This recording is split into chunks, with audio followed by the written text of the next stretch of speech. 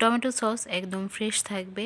আর কিভাবে সংরক্ষণ করা হবে সেটাই সবার সাথে শেয়ার করব। আমি এখানে সসের জন্য 1 কেজি পরিমাণে টমেটো নিয়েছি।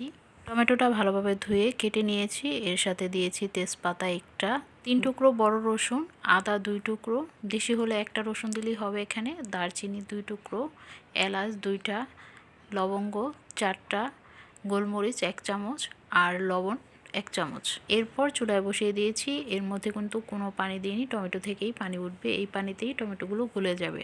আমি কিন্তু এখানে কোনো কালার দিব না, এর জন্য লাল দেখে টমেটো নিয়েছি। টমেটোগুলো গলে গেছে, এখন আমি এটা নামিয়ে ফেলবো।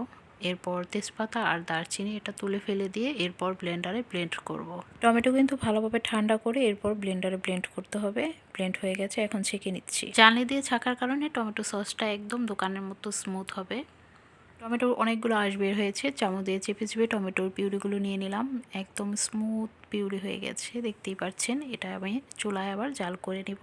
এখানে আমি চিনি দিয়েছি 1/2 কাপ পরিমাণে। যদি টমেটো বেশি টক হয় তাহলে পরিমাণটা একটু বেশি দিতে হবে। ভিনেগার দিয়েছি 4 টেবিল চামচ। মরিচের গুঁড়ো নিয়েছি 1/2 চামচ, নিয়ে এটা আবার ভালোভাবে মিশিয়ে নেব। কিছুক্ষণ জাল করার পর এর মধ্যে দিয়ে দিব সামান্য পরিমাণে বেকিং পাউডার, বেকিং সোডা না কিন্তু। এটা দিলে টমেটো সসটা একদম ফ্রেশ থাকবে। টমেটো সস হয়ে গেছে, এটা কাঁচের জারে ভরে ডিপ ফ্রিজে রাখলে 1 বছর পর্যন্ত ভালো থাকবে।